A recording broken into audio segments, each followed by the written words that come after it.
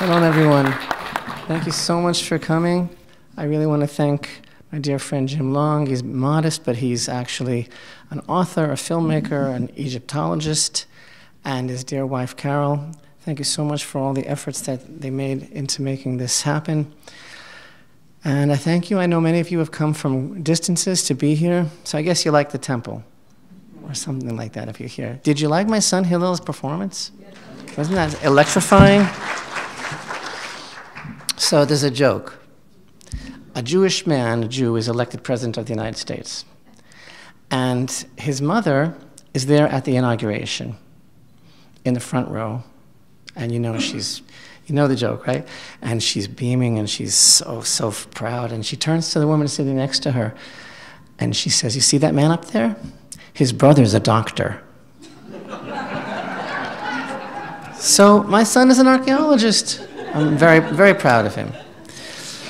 So Hillel spoke about the physical aspect, the logistics, the structure, concrete facts on the ground about where the temple is located. And I want to fill in a little bit about the spiritual side of what it's all about and why we need the temple altogether, what the whole concept of building the Holy Temple is all about. I know some of you may be followers of the Temple Institute, and for 30 years now, really, I have been privileged to be at the forefront of this movement, which is dedicated to the building of the Holy Temple and to raising consciousness as to why it's important, not only for Israel, but for all mankind. And this movement of what we could call temple awareness, temple consciousness, preparation, the growth of this movement has been phenomenal over the past decades. Began as something that was thought of in Israeli society as very much maybe something on the periphery, you say in English, on the side, it was kind of like maybe fanatical or weird or something like that. And now it's become very mainstream to the extent that large segments of Israeli society are behind it. It's even discussed by members of Knesset, the whole problem of the Islamic control of the Temple Mount and the fact that Jews and Christians are not permitted to pray there. These things are part of the public awareness now and consciousness like never before.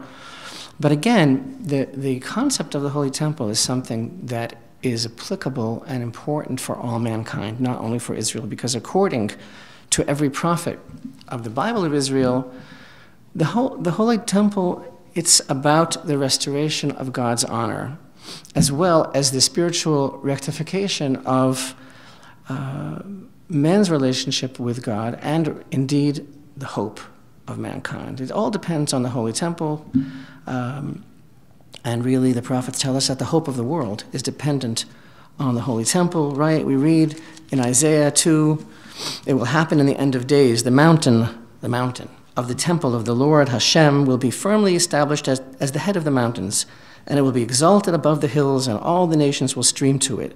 Many peoples will go and say, 'Come, let us go up to the mountain of the Lord, to the temple of the God of Jacob, and he will teach us of his ways, and we will walk in his paths. For from Zion will the Torah come forth, and the word of Hashem from Jerusalem. He will judge among the nations, and will settle the arguments of many peoples. They shall beat their swords into plowshares, and their spears into pruning hooks. Nation will not lift up sword against nation, and they will no longer study warfare.'" Sounds basically like the United Nations, what the United Nations is supposed to be. But this is very deep. Why the Holy Temple is the hope of the world. Why is that? It goes back to the whole concept of the purpose of creation, why it's the temple that unifies mankind. And we study that the purpose of creation was that God sought an abode in this world. And of course, by this we don't mean a physical house. We mean the concept, the idea of everything in this world being recognized as being elevated to godly purpose. The whole idea of the Torah, the Bible of Israel, the whole concept of the creation is that God loves this world. This world is what's important. There's a beautiful concept, in the Midrash, the teachings of the sages, that when Moses ascended Mount Sinai to receive the Torah, the angels it's homiletical, of course. The angels were very angry, right? The teachings are a poetic vehicle to give over a certain idea. So the angels were very angry, and they said, what is he doing here? What is a human being doing here? You're going to give the Torah to the world? And so Moses was very taken aback, was very frightened, and God said, you answer them. So according to this teaching, Moses said to the angels, okay, it says in the Torah, honor your parents. Do you have parents? And he gave other physical examples of the performance of God's will, the commandments in this world. And that's really the whole idea. So God sought an abode in this world, and the building of the temple and the spiritual tikkun, rectification that it brings about, is also very much connected to the goal of human existence. So right here in Northwest Arkansas, in the Embassy Suites, in this corner of Arkansas, is it possible for me to, in a pithy and succinct way, sum up the goal of human existence in one sentence? I've been thinking about it. From the mindset of Israel, of the Torah of Israel, of the mandate that Israel was given, what is the goal of human existence? And it is to reveal God's presence in this world, because his presence is concealed on purpose, because we're supposed to look for him. To reveal his presence, to connect to him in everything that we do, to make that presence known to other people. And most importantly, the role of man is to constantly be presented with opportunities to choose between right and wrong. This concept of free choice, as we read in Deuteronomy, I've placed before you today, blessing and the curse, life and death, choose life. This is so important, the idea of choosing. It's the foundation of everything. That by choosing good, we sanctify God's name, we elevate everything and uplift creation, really. And what happens in the Holy Temple is that we are called upon to define and to refine our own humanity. It's an experience that goes on in the Holy Temple. What goes on there is designed to empower a person to strive to become a better person. And really, I would need not 45 minutes, but 2,000 years to really talk about what is it that goes on in the temple. For example, the system of the offerings, which is completely misunderstood because we're looking at it from a Western mindset. What a person is going through by bringing an offering to God, and all the things that go on there that are designed to impart to a person the sanctity of life. So hopefully, I hope, if you're here tonight, it's because you are drawn to this idea, this vision, this promise of a better world, of the time of the Holy Temple, which really makes sense, I think, for every sensitive person to feel the pull of the temple, because we are all the common ancestors, the common descendants of Adam. And we are taught that Adam himself was created from the place of the altar in the Holy Temple.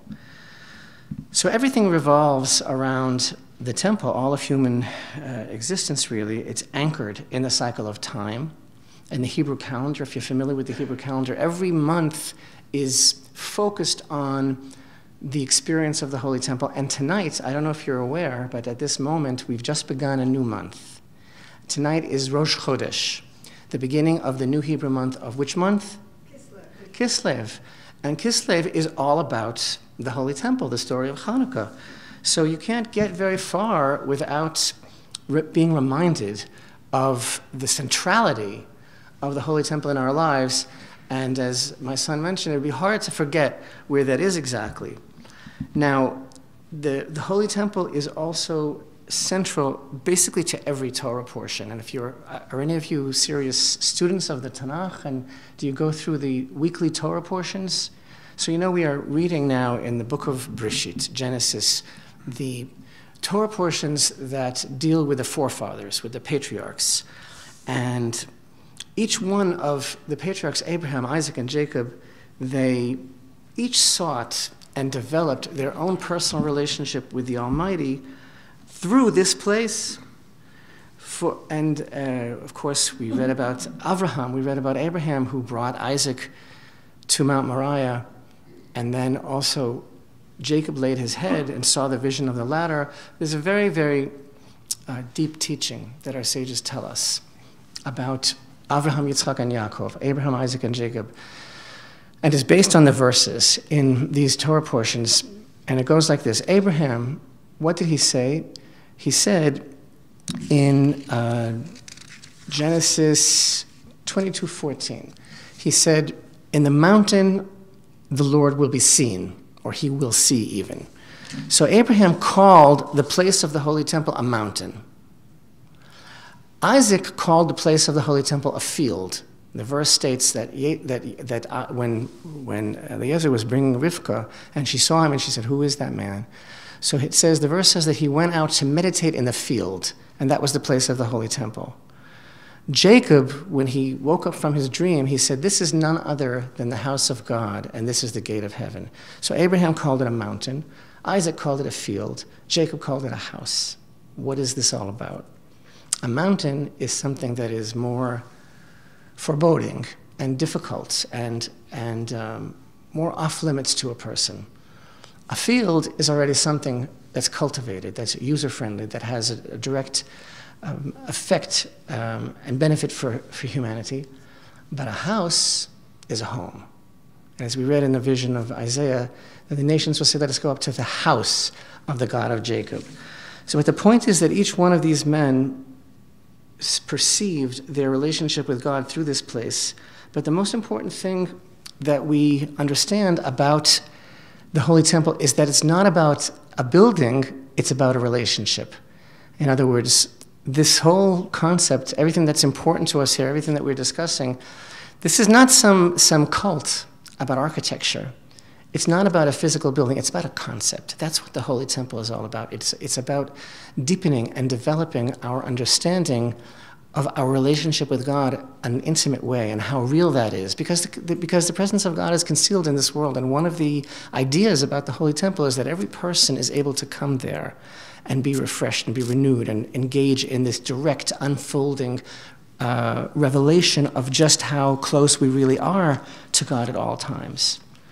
So Abraham said, on the mountain, Hashem will be seen. And the verse continues and says, as it is said, this day, because the whole idea of the Holy Temple from the beginning of time is forever. And the prophets all tell us that in the future, all the nations, every person is going to know God through this place. So the idea is that every human being is connected to this place. And interestingly, Torah calls it the place, right? As we read in Genesis 22:4, that Abraham on the third day, he saw the place from afar. And throughout the book of Deuteronomy, Devarim, the Torah keeps referring to this as the place that I will choose, the place that I will show you, which really means the place that God chose from the very beginning of time. And then, of course, David and Samuel established through their own prophetic process that this is the place, Mount Moriah, the shoulder, as it says in Deuteronomy, between Benjamin and Judah, those tribes. This is the place that was designated from the very, very beginning of time. And it's unlike any other place on earth, as nice as Northwest Arkansas is, of course.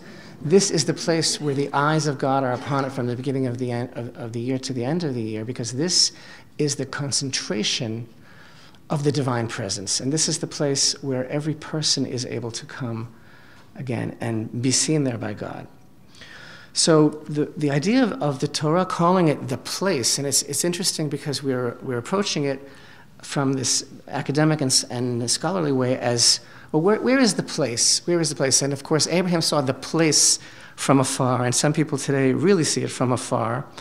But the idea is, it's a place which defines the dimension of space in this world, but it's also, it transcends space. I don't know if you've ever heard, there's a very amazing teaching that you can investigate yourselves, that in the first temple, the Ark of the Covenant, and we need to talk a little bit later about the Ark of the Covenant.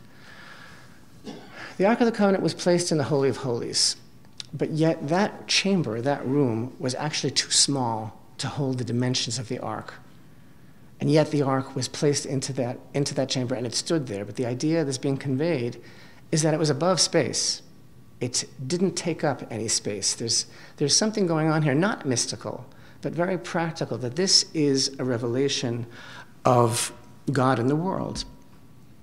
Also, interestingly, the Torah teaches us that God himself is referred to as the place, because he is the placeholder of the world. The world, the sages teach, the world is not his place, but he is the place of the world.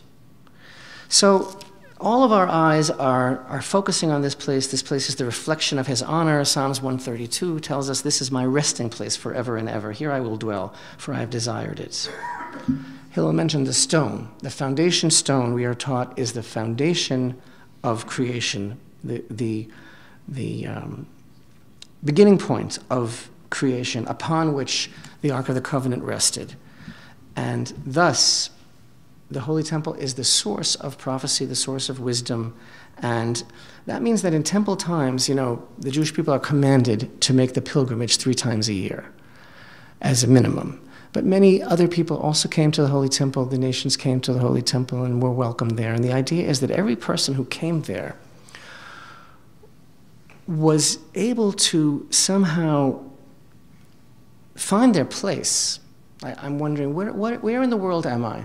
What is my purpose in this world? Coming to the Holy Temple was about receiving a word of who I really am and how I really connect with everyone, to literally find out what my place is in the world. So today as well, people who are searching for this concept of godliness, who see through the sham of the world, who are seeking to connect with God in a real way, they're naturally drawn to this place, because it's the key not only to understanding the future, but also to man's presence. So I like to believe, all of us that are here tonight, that whether or not we know it, right, whatever we do in this world, we're really looking for that place. We're looking for the place of God in this world, because really the fate of mankind hinges upon that place.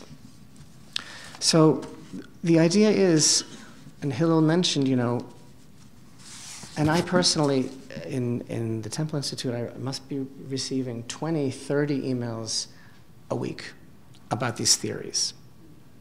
These theories that the Temple Mount is really somewhere else, that the Holy Temple is located somewhere else, to the extent that I could say it's an attack. The location of the Holy Temple is under attack. And I feel that there's a very direct connection between this very tangible, very concrete issue, the location of the temple, as simple as it would seem, and the connection between this and the spiritual aspect and significance and dimensions that we're discussing. The bottom line is that we live in a world of fake news, right? Everybody knows that. We're always talking about fake news.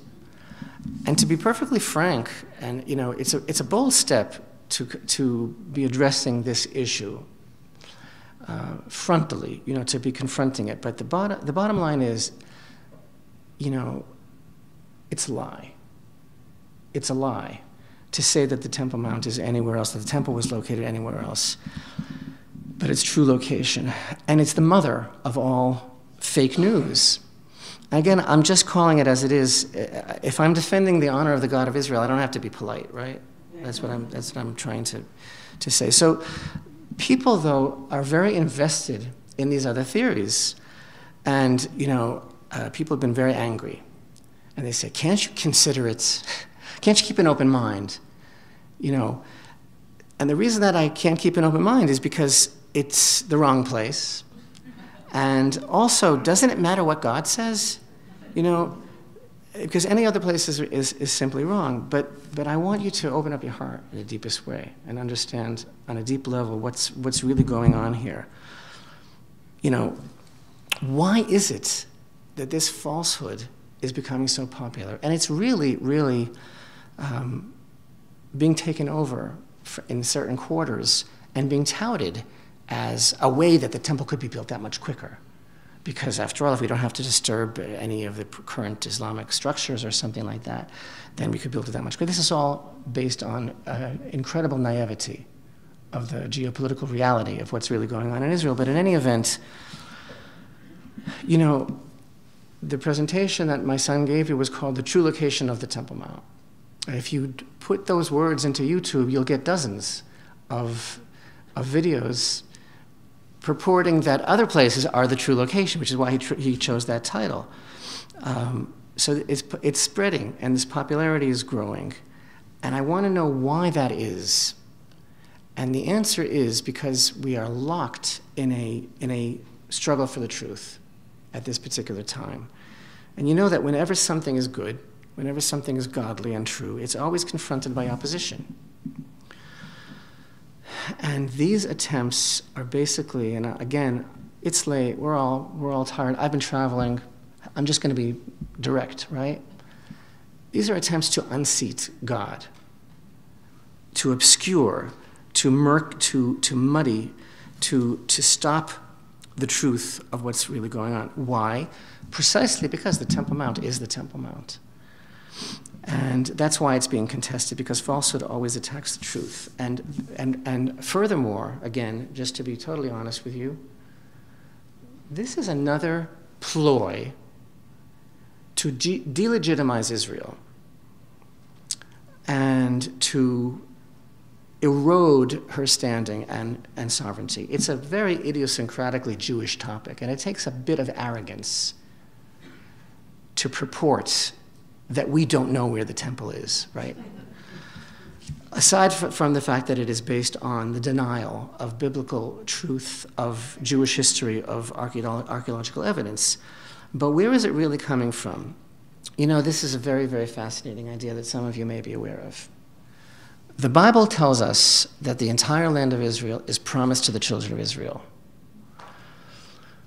And that's a fact. But there's 3 places where the Bible actually records that they were purchased. In other words, the whole land was promised, okay. But there's a deed of sale that the Torah bothers to record about 3 places, literally to say, or as if to say, that if someone would come along and challenge our sovereignty in these places, we can actually prove it, right? What are those 3 places in chronological order? We just read about it in the Torah portion of Chayei Sarah, the tomb of the patriarchs in Hebron, right, which Abraham purchased from Ephron the Hittite, the tomb of Joseph in Shechem, in Nablus, and, of course, Mount Moriah, the threshing floor of the Jebusite, which King David purchased. And so ironically, these 3 places are the only places that I could actually show you a deed of sale, and they are the 3 places that have come to symbolize, that have come to epitomize all the contention over sovereignty in the land of Israel. And furthermore, these are places that the United Nations declared are exclusively Islamic sites. Right? So UNESCO, the United Nations, declared in a declaration that the tomb of my father in Hebron is an Islamic site. It declared that the Temple Mount is an Islamic site. By the way, they also declared that Rachel's tomb is an Islamic site. The Muslims were never even interested in Rachel's tomb except to throw firebombs on it, onto the Jewish worshippers. So that's also an Islamic site. And the Palestinians are constantly ransacking, destroying, defacing, and igniting Joseph's tomb in Shechem. So this is another level of this phenomena that we see. But again, I like to be honest and direct. I'll tell you even better what this really is. The contention that the Temple Mount is not where it is another form of what we call replacement theology. Honestly, that's all it is. And it's put forward by people who have an agenda. So the agenda might be writing a book, it might be fame, it might be fortune, or it might be their own theological motivation. But like they say, you can fool some of the people some of the time.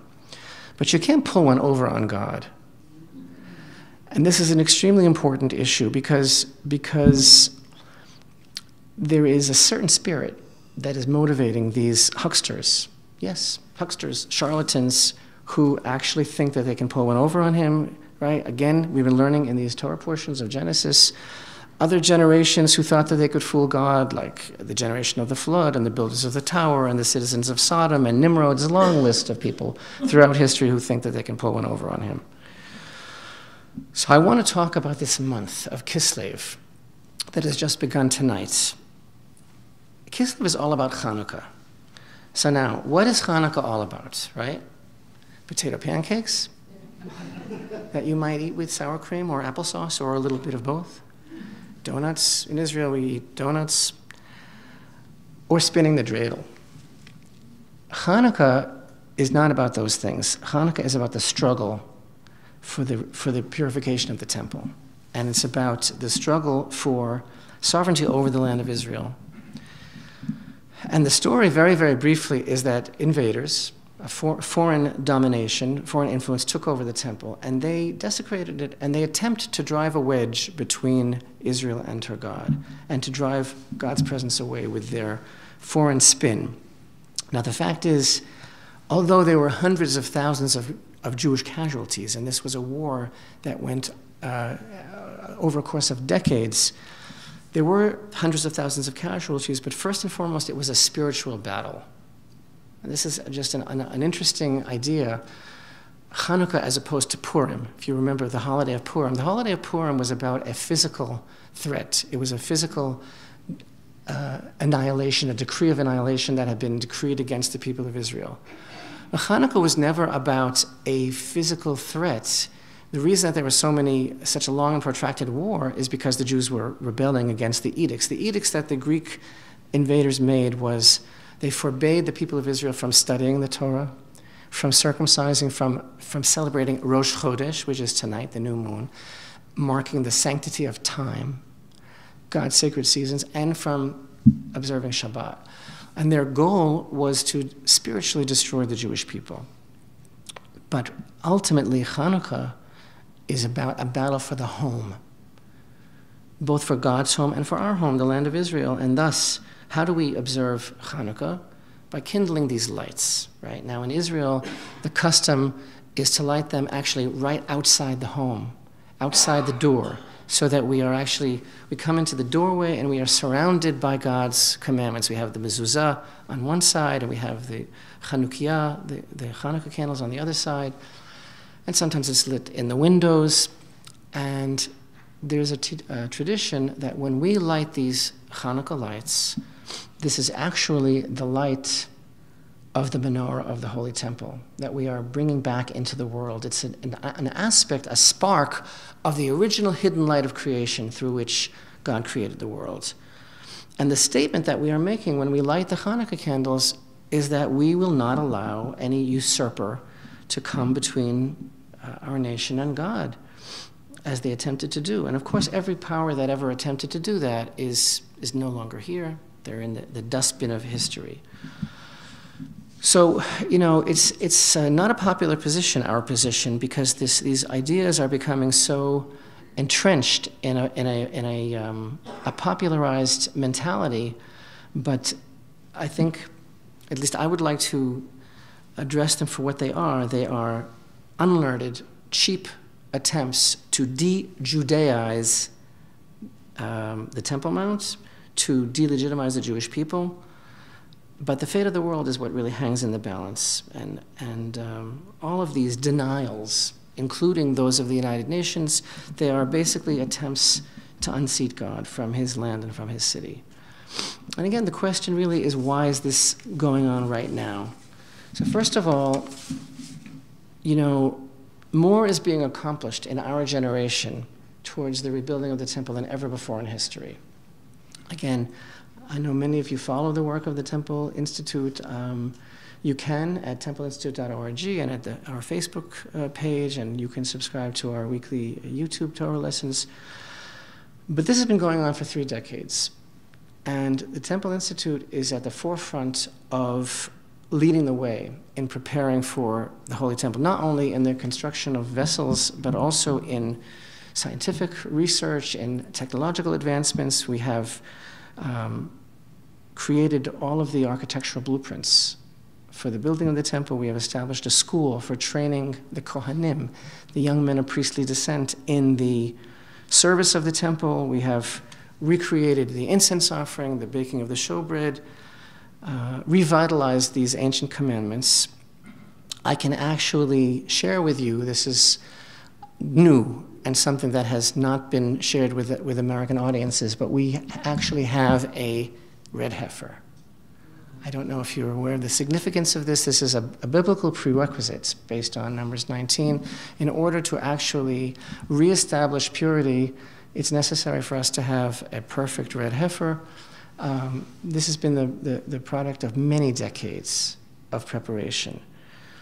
So all of these things are really pointing the way to the fact that we're indeed living in a very, very remarkable time. And of course, as Ecclesiastes tells us, God created this opposite that in the realm of holiness, in the realm of progress, in the realm of spiritual revolution, there's always going to be an antagonist, there's always going to be an opposition, which is exactly what we're seeing now. But the subject matter is too important for us to remain silent, because indeed the future of the world is totally dependent on the clarification of this place, the place where God will make his presence known. We read in Ezekiel chapter 37, very beautiful prophecy. They will dwell on the land that I gave to my servant Jacob, within which your fathers dwelled. They and their children's children will dwell upon it forever. And my servant David will be a leader for them forever. I will seal a covenant of peace with them. It will be an eternal covenant with them. And I will place them and increase them. And I will place my sanctuary among them forever. My dwelling place will be among them. I will be a God to them, and they will be a people to me. And this important verse, then the nations will know that I am the Lord who sanctifies Israel, when my sanctuary will be among them forever. And this verse and many others are indicating to us that the temple is what really focuses all of humanity together in this unparalleled unity and harmony and understanding, divine origin of life, the purpose of life, and the purpose of human existence together, really to know God in all of our ways and to reveal that presence in the world. So this is our prayer, our blessing, our hope that unites us. I really am very thankful to all of you for being here tonight, especially for those that organized the event. And anyone who has any questions at all about either of our presentations, perhaps Hilla could come up and join me, and we can attempt to answer them. He's a great kid, handsome, an archaeologist.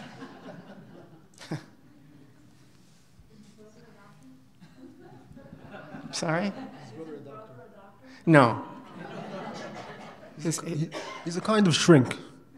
Actually, one brother is a social worker. One brother is one of Israel's leading mixed martial artist trainers. One brother is an electrician. And there's some more brothers, but this is enough for now. There's also sisters. All right. Anybody have questions for either Hillel or okay? Do you have any pictures of what the future temple, what you propose it will look like? And the red heifer, has it been genetically encoded to be a red heifer? Or? Okay, so number one, we have hundreds of pictures and depictions. We have many, many publications. You can enjoy the features at templeinstitute.org. We have a new book in English, which is coming out within this month also, that you'll be able to learn about on our website. So yes, we have many, many depictions. The red heifer, so, there have been throughout the years news reports of red heifers that were born here or there or other places. I like to call them sightings, like UFO sightings.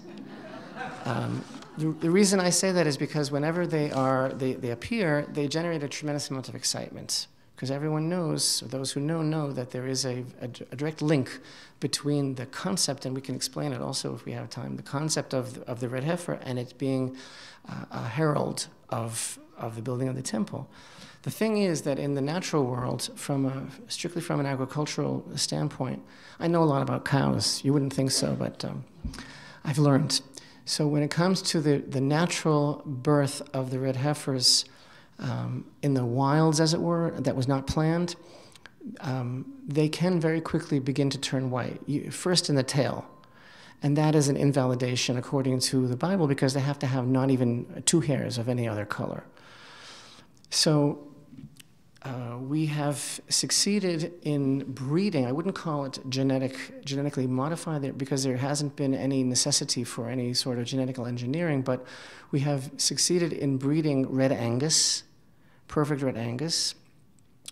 And the issue really is not so much the birth of the calf, which is not that unusual under the proper circumstances. The issue is the first 3 years of the calf reaching the age that is required. The calf has to be raised in a very specific environment, under very specific criteria and conditions, because it cannot be subject to any one of a variety of physical blemishes that are very common with animals, whether internal or external. So the calf has to be raised really under a tremendously protective environment in order for it to thrive. So that's what we're doing. Okay, another question? I have a question everybody here wants to answer to. Do you know where the Ark of the Covenant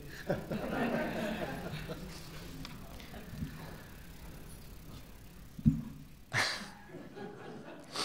It's really not a secret. I mean, it was a good movie.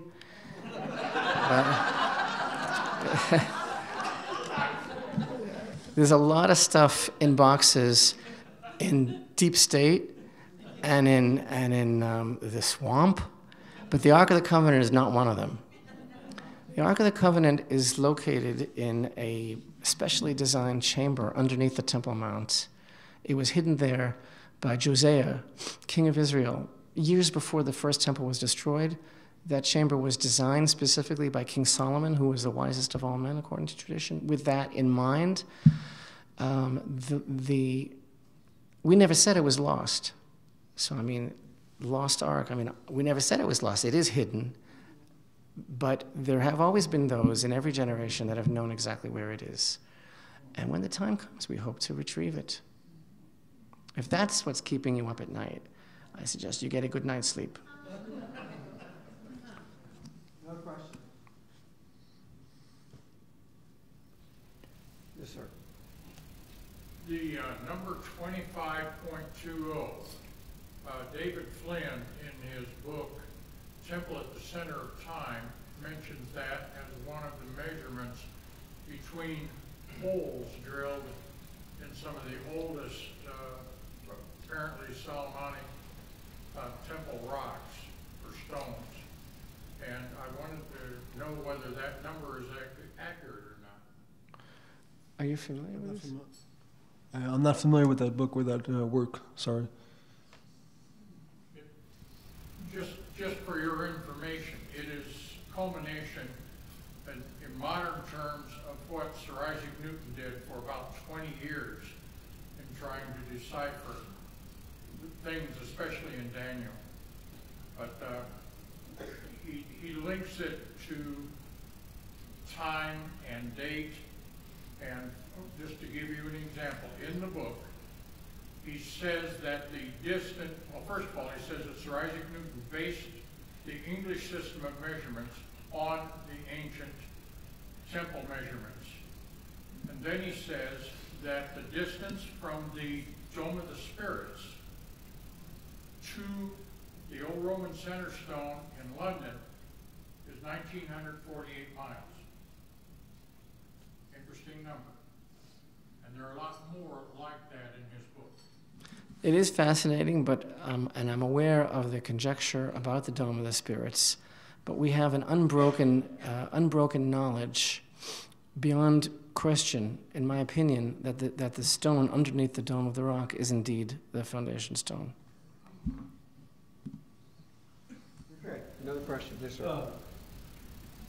I was just going to ask exactly what you just said. You said you had unbroken knowledge that. Would you share just a few of those things with us that verify that what the dome is now is actually above the site?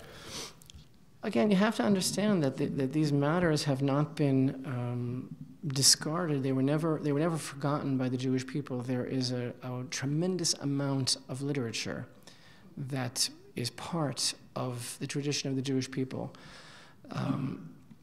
One of the rabbis of Jerusalem 600 years ago gave eyewitness reporting to many of the details of the Temple Mount.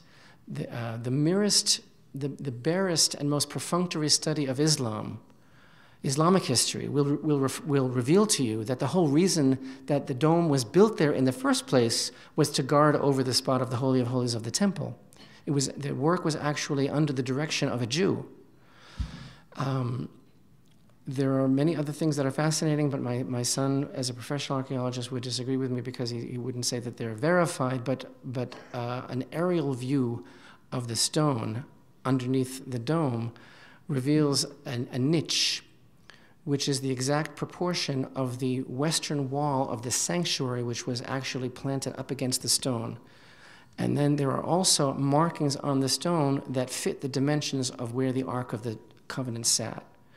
But because I cannot prove that to you beyond the shadow of a doubt, an archaeologist will not accept those facts. But, you know, he's a nice kid, but he doesn't know everything.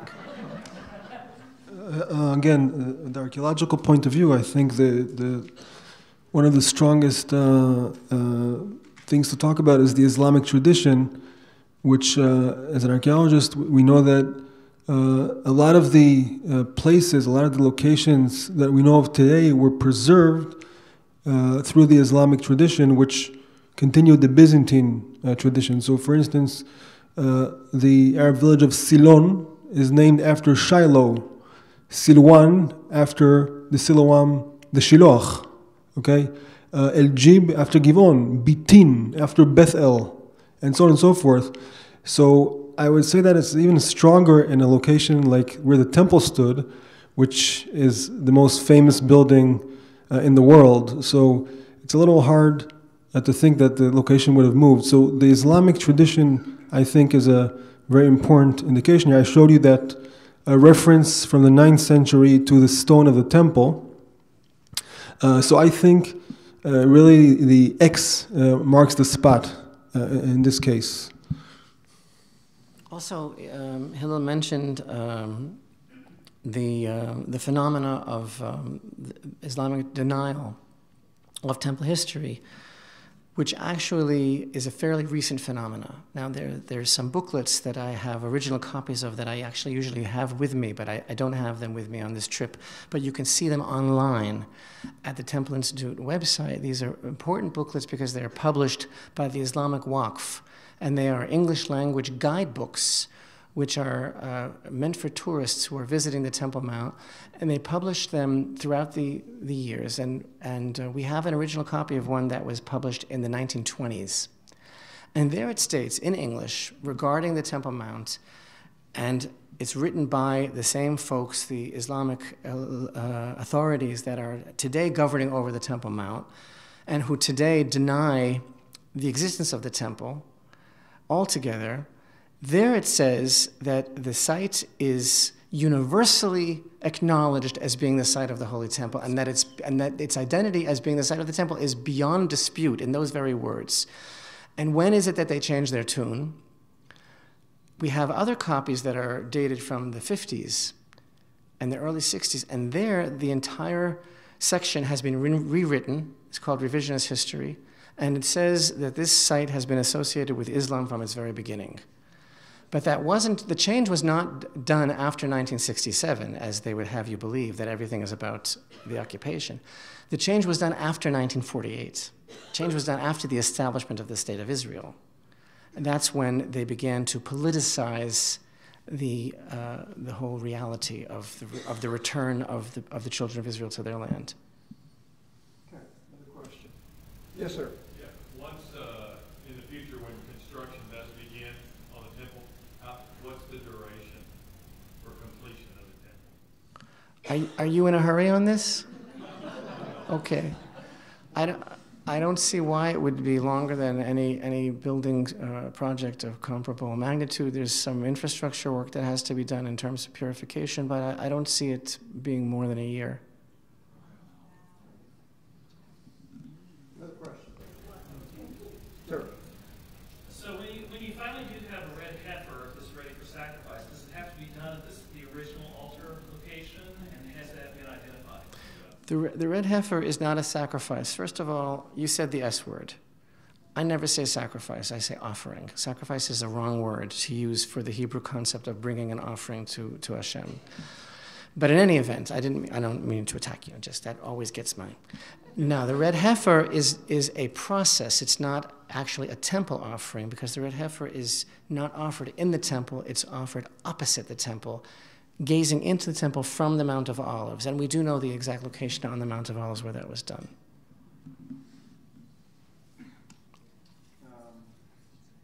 You okay for more questions? Sure. Okay, another question. Ma'am. So if the foundation stone is underneath the rock, The dome. won't it have to be destroyed in order to get to it, to rebuild the temple? Let's put it this way. Again, the prophets of Israel promise that more than anything else, the characteristic of the time of the temple is peace and harmony. I read to you the verses from Isaiah about all nations coming together. Personally, I don't believe that it will come about through aggression. However, there are a number of scenarios that the prophets talk about that differ. Would it have to be destroyed? All I can tell you is that it was built there taking advantage of Jewish exile and squatting on the one place that the God of Israel chose. Afterwards, throughout the centuries, throughout the millennia, the forces of Islam have continued to our very time now to deliberately destroy all of the evidence, the vestiges of the Holy Temple in an attempt to hoodwink the world that there never was a temple. You know, Zechariah 14 says, on that day God and his name will be one. Some people ask if maybe there could be some sort of time sharing, you know, like, and that, by the way, is one of the motivations of some of the other theories, not so much the City of David theory, but there are those also who maintain that the temple could be built on the Temple Mount right next to the dome. Again, I'm just a very direct guy. Like, I don't know why on that day that God and his name would be one, why God would share that honor with a desert cult, a murderous desert cult. So that's not what we're really looking forward to. How is it going to come about exactly is a different question. That has to do with the spiritual revolution. It has to do with education, with priorities, with values. It has to do with the will of the people of Israel who are so much wanting that godly life and who are so ready for that, which, by the way, is going on now in Israel progressively, that kind of spiritual revolution. So how exactly it will come about, honestly, my personal belief, which might sound a little naive, I believe that when the Jewish people shine their light, when they are exemplary of the people that they are supposed to be, and they are bringing the world to a knowledge of God, which is what our destiny really is, I believe that the Muslims will come and say, please build the Holy Temple. And I know that they have a tradition that is supposed to happen, that we are supposed to build the Holy Temple. So that's my prayer. One more question. Can I ask one of them? I mean, this is my second one, I don't mean to. All right, you know. I'll need your driver's license then. Okay. You said it would take perhaps a year max to construct the temple when the time is right and everything falls into place. Is there any possibility that during that year that perhaps all these people that are being trained at the Temple Institute and elsewhere, that there might be for that short year, sacrifices offered in something, I'm sorry, not sacrifices, offered, I call myself, in perhaps tabernacle type of structure, or would it have to just completely wait on the temple? The tabernacle is passé. Because from the tabernacle was the holy temple in traveling form, in miniature, modest form throughout the desert, and then in the initial years in Israel while the land was being apportioned to the tribes. But from the time that Mount Moriah was chosen, was clarified through Samuel, that became the only place where the altar could be built. So it has to be on the exact same spot. In any event, there are, if you read in the book of Ezra, when the returnees came back from Babylon, they began the temple service even before the temple was built.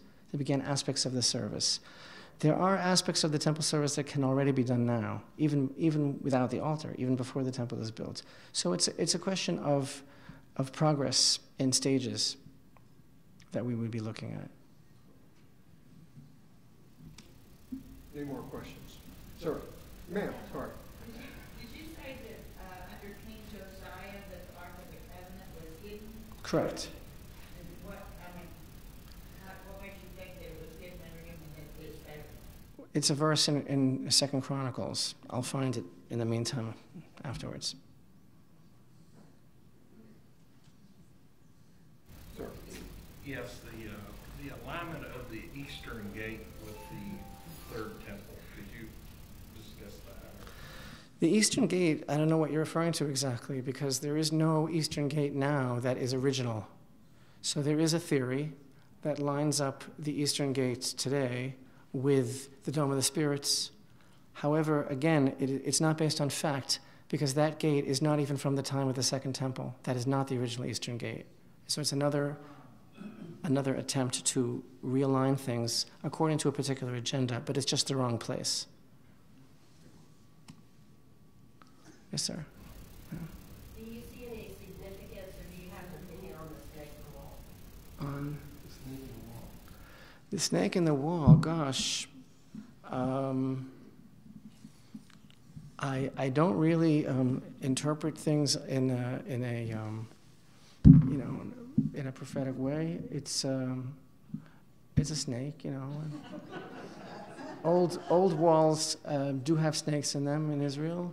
It's a very common snake. It's a very common snake. I don't really see it as a portent of the end of the world.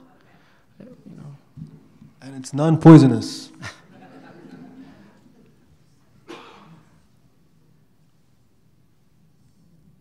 Yes, sir. Just as a point of clarification, when you said red heifer, was that the one born in August? It hasn't been the one that's actually qualified through the first 3 years. No, it's still only a few months old. And if it's not this one, it could be the next generation. The point is now we have a herd that hopefully we'll be able to work with. Okay, let's do one more question. Okay. One more. Who's got the last question? Go ahead. I heard you mention that you all were training the Cohen, Yes. I'm really curious, among this group, will the Cohen Hagadol be selected, or how will that work out? The Kohen Gadol, the high priest, is elected by a body called the Sanhedrin, which is the supreme body of wisdom. So when that body is officially reconvened, they would actually elect the Kohen Gadol. Thank you. By the way, these two talks will be delivered again in Texas. So if you're in the region, drop in and say hi, okay? Thank you very much for coming tonight. Thank you all so much. God bless you. Okay,